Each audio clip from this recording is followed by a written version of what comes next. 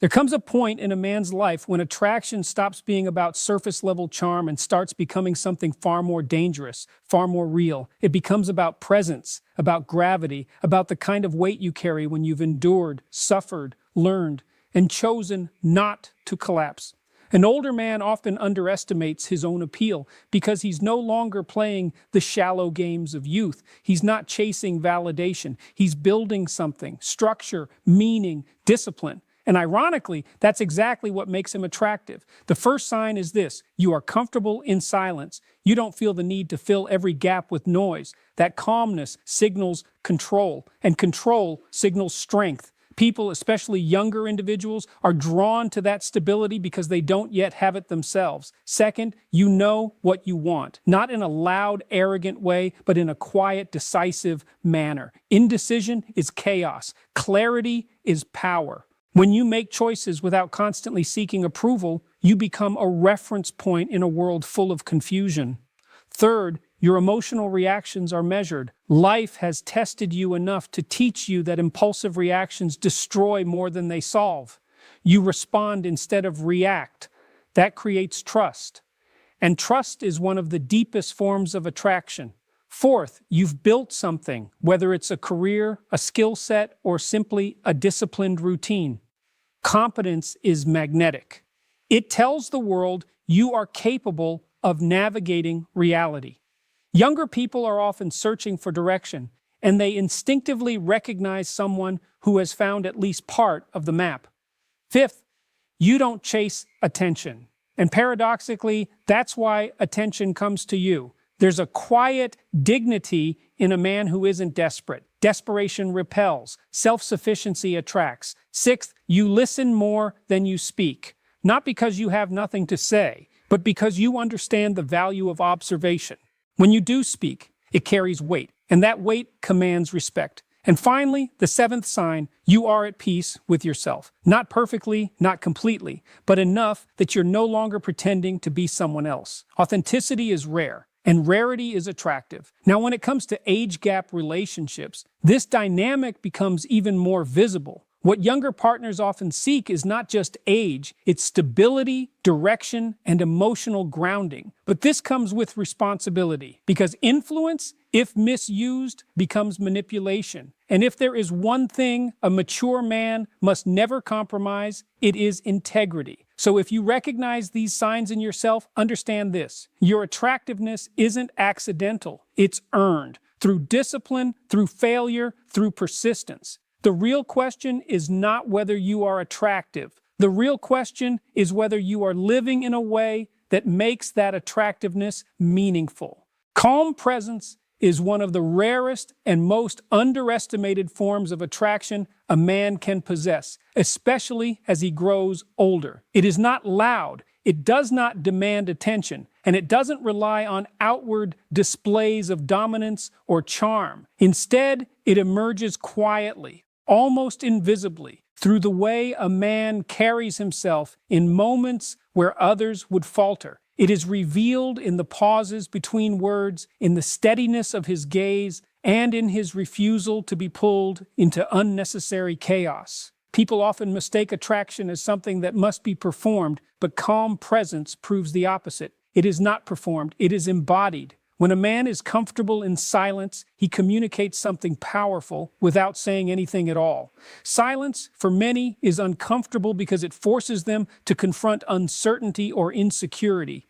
But a man who can sit in silence without rushing to fill it demonstrates that he is not governed by that discomfort. He is not trying to impress, not scrambling to be liked, not bending himself to gain approval. That alone creates a sense of ease in others because it signals that he is grounded. And people are naturally drawn to what feels stable in a world that often feels unpredictable. This kind of calm is not something that can be faked for long. It is built through experience, through failure, through difficulty, through learning when speaking is necessary and when it is not. Younger men often feel the need to prove themselves constantly, to assert their presence through volume or energy. But over time, if a man pays attention, he begins to understand that strength does not need to announce itself. In fact, the more secure he becomes, the less he feels the need to display it. That restraint becomes attractive because it suggests control, and control is deeply reassuring to those around him. Calm presence also changes the dynamic of every interaction.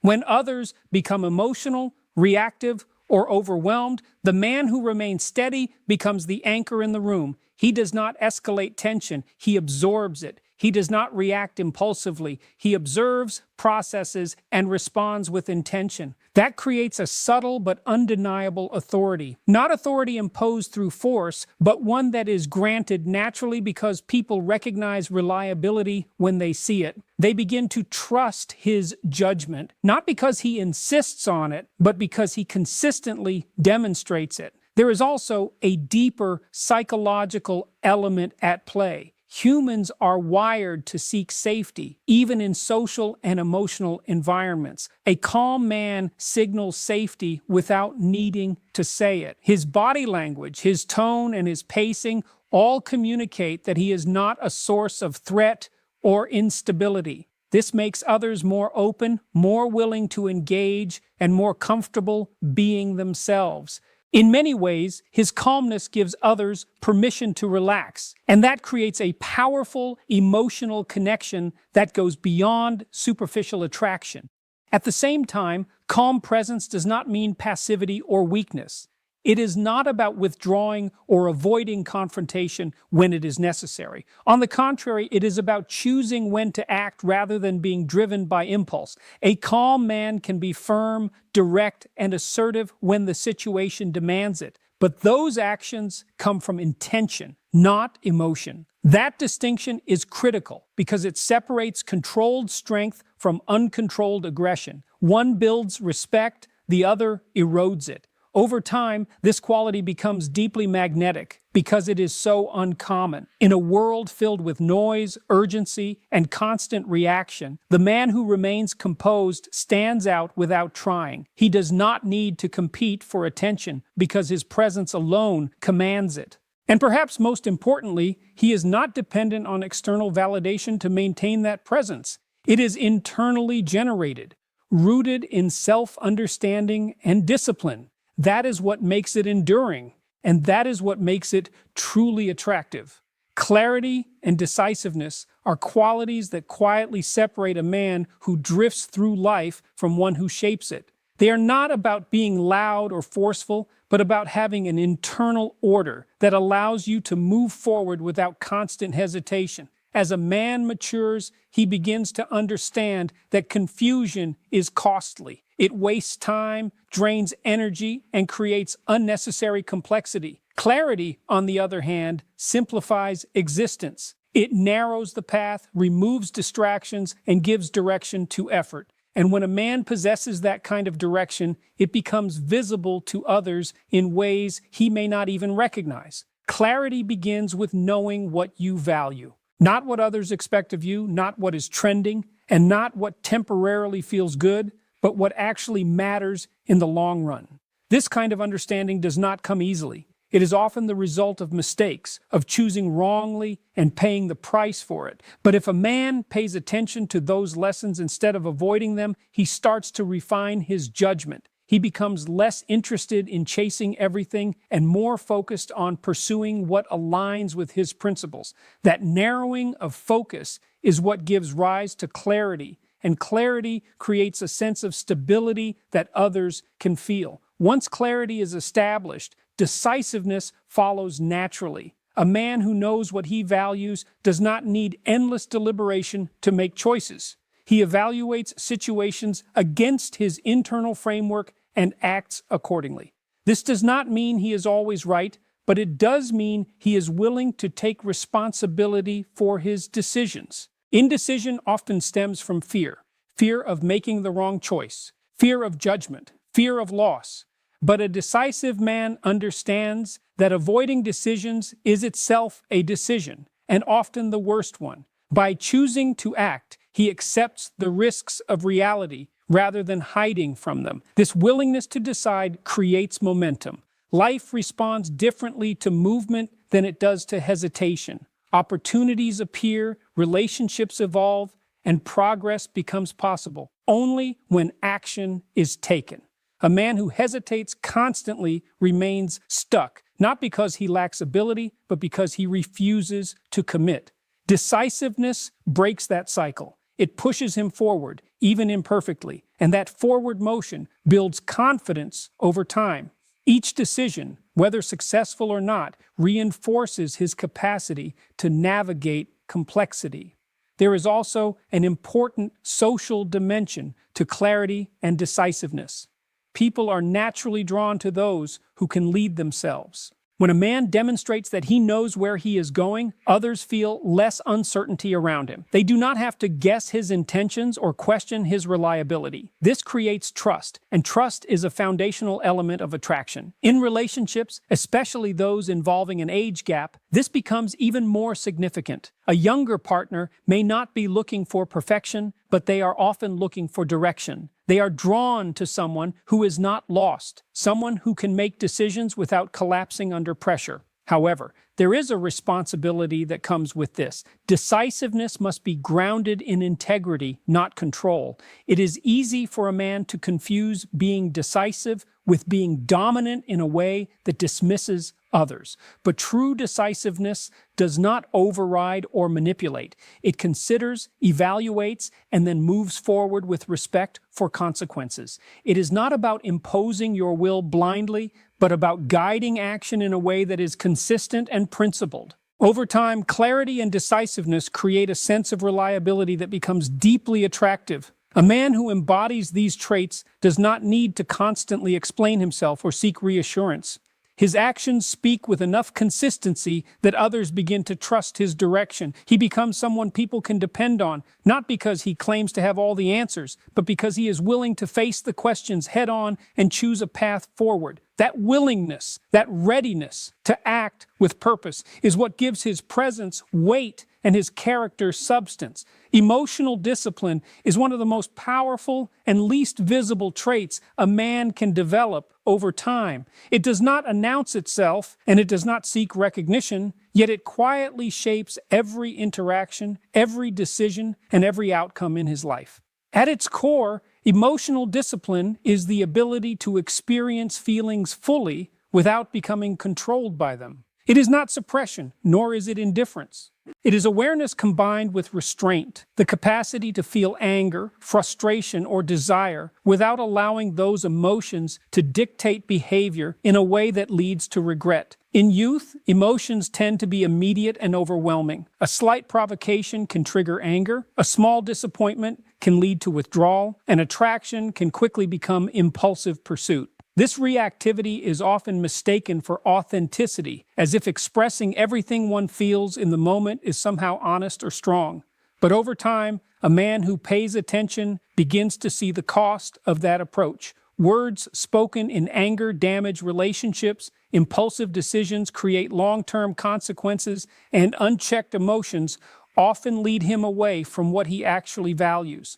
Through these experiences, if he is willing to learn, he begins to develop a different relationship with his internal world. Emotional discipline starts with observation. Instead of reacting instantly, he creates a space between stimulus and response.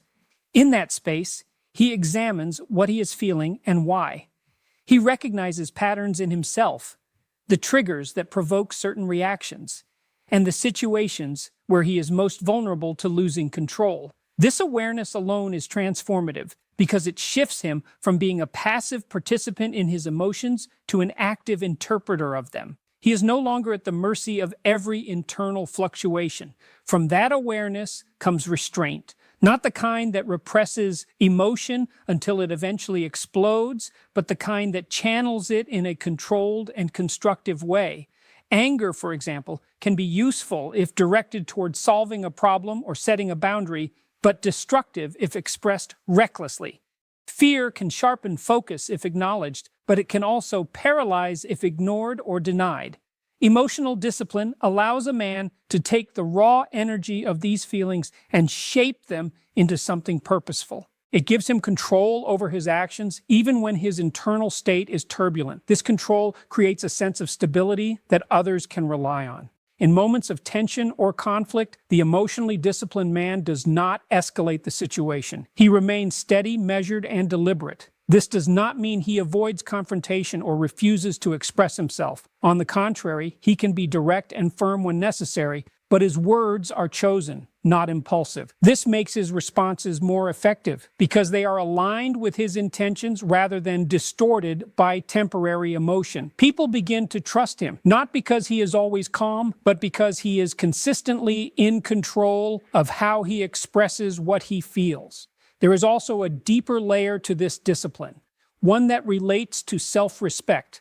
When a man governs his emotional reactions, he demonstrates that he is not easily manipulated by external circumstances. He cannot be provoked into losing control by trivial matters, nor is he dependent on constant validation to maintain his sense of worth. This independence is deeply attractive because it signals strength without aggression. It shows that his stability comes from within, not from the approval or behavior of others. At the same time, emotional discipline requires humility. It demands that a man acknowledge his flaws, his tendencies, and his capacity for error. It is an ongoing process, not a final state. There will be moments when he fails, when emotion overrides judgment, but what defines him is his ability to recognize those failures and correct them. He does not justify destructive behavior, nor does he ignore it. He takes responsibility, learns, and refines his approach. Over time, this practice shapes not only how he interacts with others, but how he experiences life itself. Situations that once triggered chaos become manageable. Relationships become more stable, communication becomes clearer, and decisions become more aligned with long-term goals. Emotional discipline does not remove difficulty from life, but it equips a man to face it without being overwhelmed.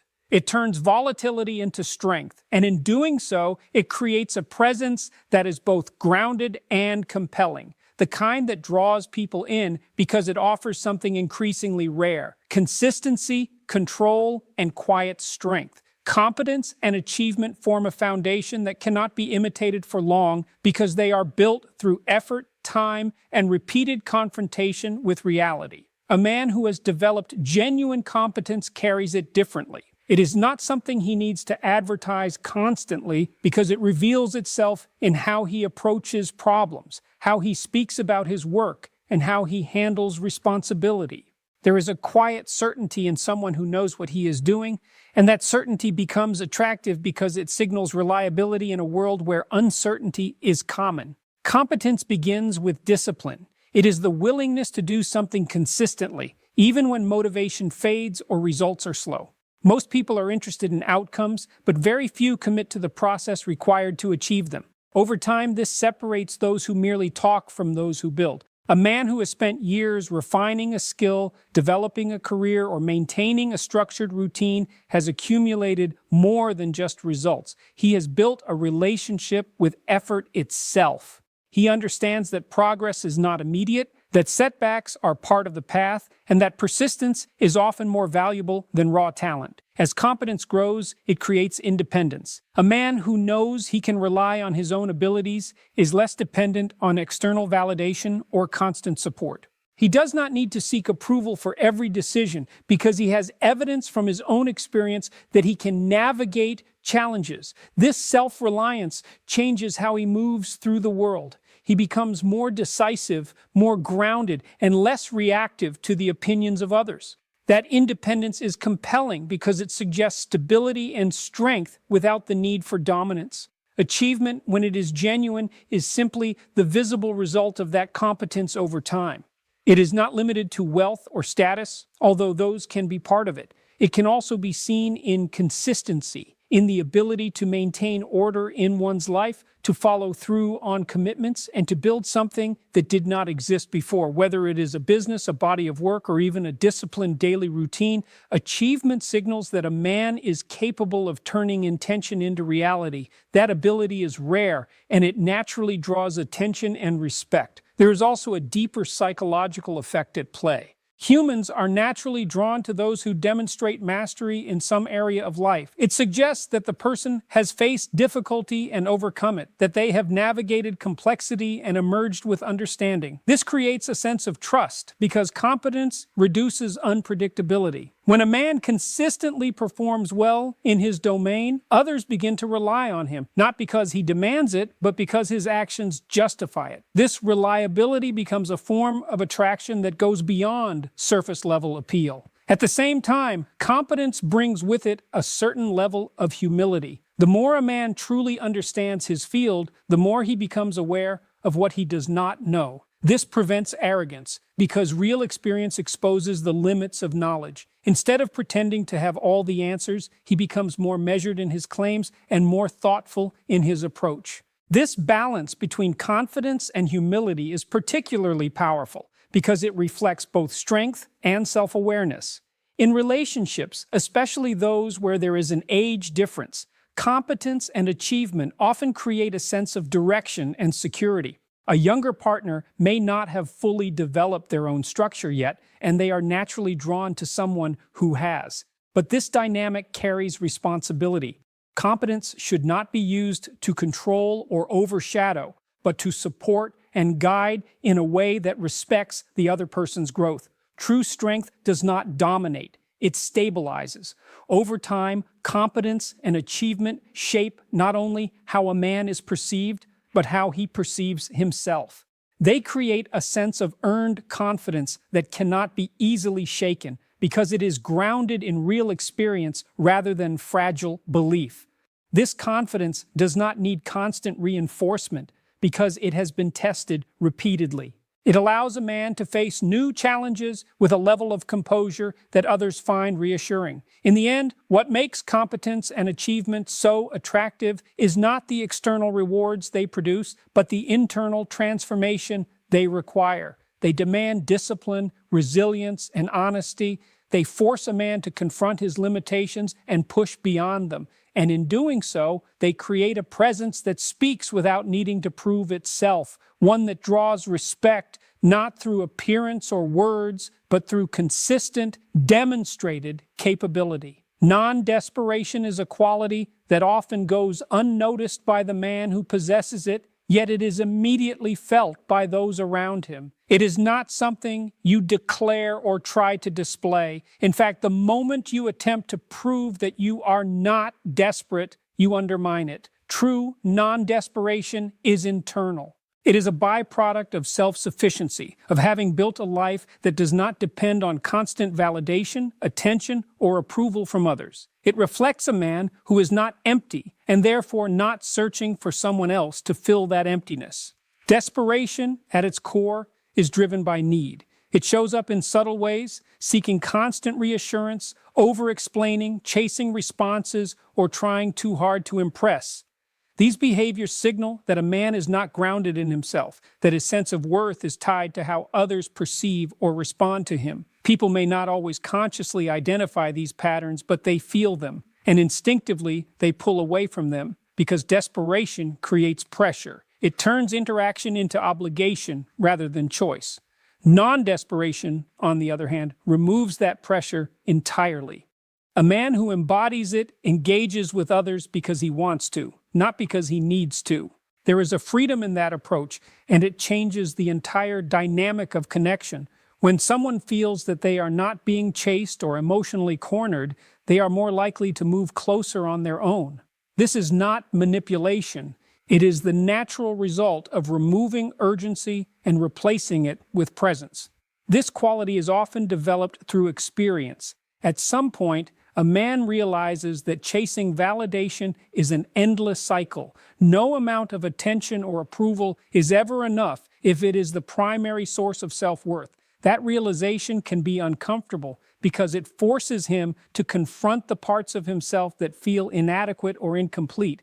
But if he chooses to address those parts rather than avoid them, he begins to build a stronger internal foundation. He invests in his own growth, his own discipline, his own sense of purpose. And as that foundation strengthens, the need for external validation begins to fade. Non-desperation is also closely tied to patience. A man who is not desperate does not rush outcomes. He understands that meaningful connections, whether personal or professional, take time to develop. He is willing to let things unfold naturally without forcing them into a predetermined timeline.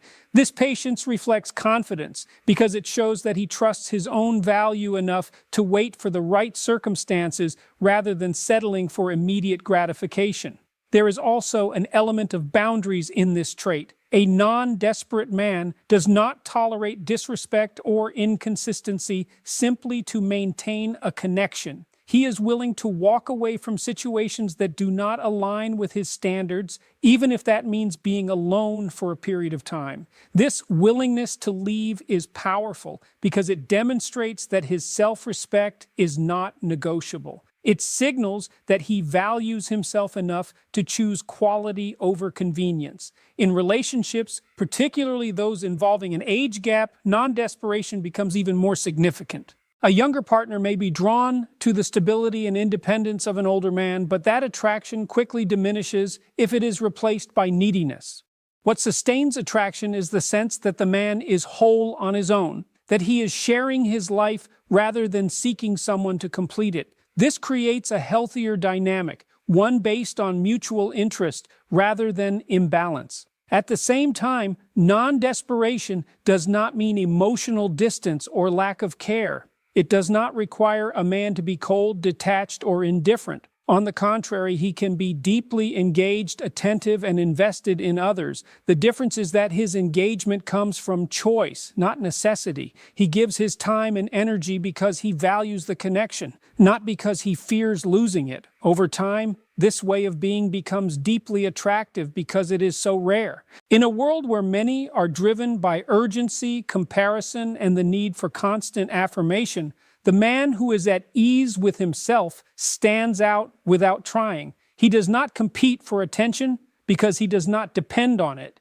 He does not cling because he is not afraid of being alone. And in that quiet independence, he creates a presence that others are naturally drawn to, not because he demands it, but because he does not. Authenticity and inner peace are qualities that cannot be manufactured on the surface because they are the result of a long and often uncomfortable process of self-confrontation. A man does not arrive at them by accident. He arrives there by gradually shedding the need to perform, to impress, and to constantly adjust himself to meet the expectations of others.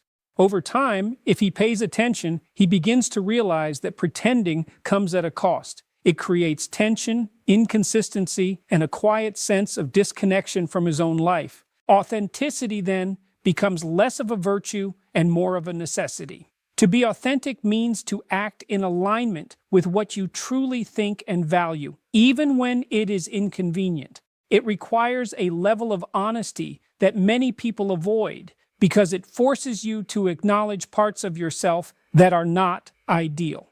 There are flaws, contradictions, and past decisions that must be faced without excuses. But this confrontation is what creates coherence. When a man stops dividing himself into different versions depending on the situation, he becomes consistent. And that consistency is something others can feel almost immediately. There is no sense of performance, no hidden agenda, just a straightforward presence that does not shift depending on who is watching.